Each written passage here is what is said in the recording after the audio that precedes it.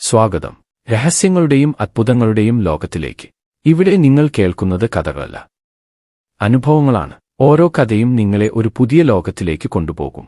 അവിടെ കാലം നിശ്ചലമാകുകയും യാഥാർത്ഥ്യം സ്വപ്നമാവുകയും ചെയ്യും. ഇത് നമ്മുടെ യാത്രയുടെ തുടക്കം. മലയിൻ താഴ്വാരങ്ങളിലൂടെ കാറ്റ് വീശുമ്പോൾ ഒരു പഴയ കഥ വീണ്ടും ഉണരുന്നു. അത് ആരും മുഴുവൻ കേട്ടിട്ടില്ല.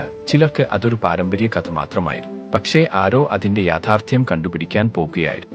കാലടി എന്ന ചെറിയ ഗ്രാമത്തിൽ ആദിത് എന്ന യുവാവ് താമസിച്ചു. അവൻ സാധാരണയാളായിരുന്നെങ്കിലും മനസ്സിൽ എപ്പോഴും ഒരു ചോദ്യം: ഞാൻ എന്തിനാണ് ഇവിടെ? ഒരു രാത്രി കാറ്റിൽ പെട്ട ഒരു പഴയ താൾപത്രം അവന്റെ വീടിന്റെ വാതിലിനടുത്ത് വീണു. താൾപത്രത്തിൽ എഴുതിയിരുന്നത്: കാലം ഒതുങ്ങുന്ന ഗുഹയിൽ 9 രഹസ്യങ്ങൾ ഉറങ്ങുന്നു. ആ വാക്കുകൾ അവന്റെ ജീവിതം മാറ്റിത്തീർക്കുമെന്ന് അവൻ അറിഞ്ഞിരുന്നില്ല.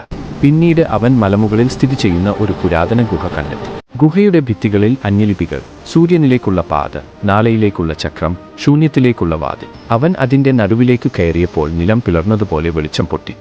ഒരു നിമിഷം അവൻ മറ്റൊരു ലോകത്ത് എത്തി. ഒരു രാജ്യം, അവിടെ സമയം ഒരു ആയുധമായിരുന്നു. അവിടെ അവൻ കണ്ടു സൂര്യവ്രതൻ, അന്ധകാരത്തിന്റെ നായകൻ. അവൻ നാളെയെ പിടിച്ചു, മനുഷ്യരുടെ ഓർമ്മകളിൽ നിന്നു കാലം മോഷ്ടിക്കുന്നവൻ.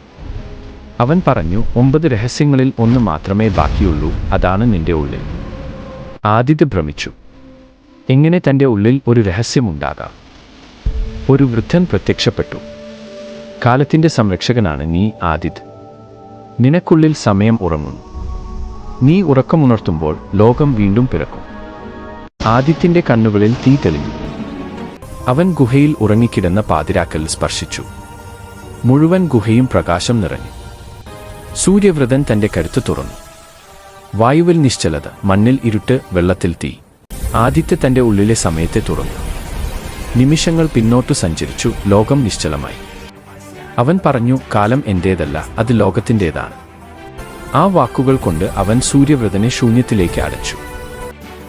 ഗുഹ വീണ്ടും നിശ്ചലമായി. ആദിത്യ കണ്ണ് തുറന്നപ്പോൾ അവൻ തന്റെ ഗ്രാമത്തിൽ തിരിച്ചെത്തിയിരുന്നു. പക്ഷേ ഒരു വ്യത്യാസം ഉണ്ടായിരുന്നു. മലയിൻ മുകളിൽ ഒരിക്കൽ കറുത്തിരുന്നതായ ആകാശം ഇപ്പോൾ വെളിച്ചം നിറഞ്ഞിരുന്നു. ഗ്രാമം മുഴുവൻ ഉണർന്നതുപോലെ തോന്നി. അവൻ മഞ്ഞിൽ പാടുന്ന ശബ്ദം കേട്ടു: കാലം നീ സംരക്ഷിച്ചു, ഇനി മനുഷ്യർ അതിനെ മാനിക്കട്ടെ. അവസാനം അവൻ നടന്നു പോകുമ്പോൾ ആ താൾപത്രം വീണ്ടും അവന്റെ മുന്നിൽ വീണു. പുതിയൊരു വാക്ക് എഴുതിയിരിക്കുന്നു: ഒരു സംരക്ഷകൻ പോയാൽ മറ്റൊരാൾ ജനിക്കും. പുതിയൊരു യാത്ര തുടങ്ങുന്നു.